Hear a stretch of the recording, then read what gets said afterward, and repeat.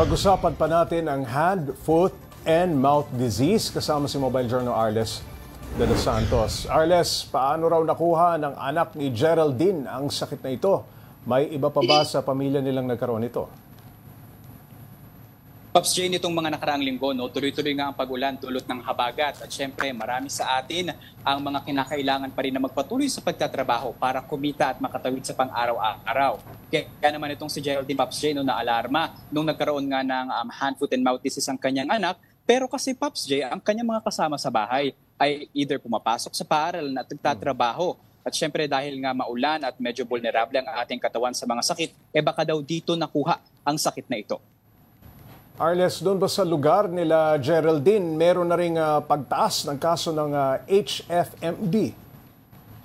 Sa ating pakikipag-ugnayan, Pops Jay, ay wala naman daw na itatalang mas mataas na bilang kumpara sa mga nagdaang taon doon sa lugar nila Geraldine. At wala rin daw man daw sila mga kapitbahay na posibleng nagkaroon nito o nahawaan nito. Kaya ang iniisip niya ay baka nga na iuwi ito ng isa sa kanyang mga kasama sa bahay na higit na mas matanda at kayang labanan ang sakit na ito, kaya naman naipasa sa kanyang anak.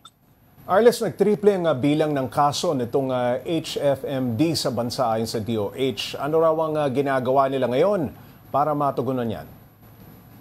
Pops Jay, nagpapatuloy nga ang information dissemination na isinasagawa ng ating Department of Health para nga mas mapalalim pa ang kaalaman ng publiko dito sa sakit na ito dahil hindi kasi ito, Pops Jay, pang tag-ulan lang o pang tag-araw lang Any time of the year ay pwedeng magkaroon nito. Kaya naman kanilang pa rin pinopromote ang paghuhugas ng kamay at pagpapanatili ng kalinisan sa ating mga tahanan, lalo na sa mga bata.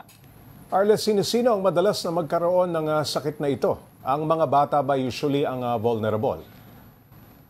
Pops Jay, ayon sa ating pananaliksik ay pwede itong actually makahawa kahit sa matatanda. Pero siguro dahil nga mas malakas ang ating immune system sa paglaban sa mga sakit, mas talagang vulnerable dito yung mga bata na 2 years old hanggang 10 years old actually, Kaya naman ito yung mga mas pinag-iingat at kailangan talagang malinis ang lahat ng kanila araw-araw. Arles, gaano ba kadelikado itong HFMD kapag hindi naagapan?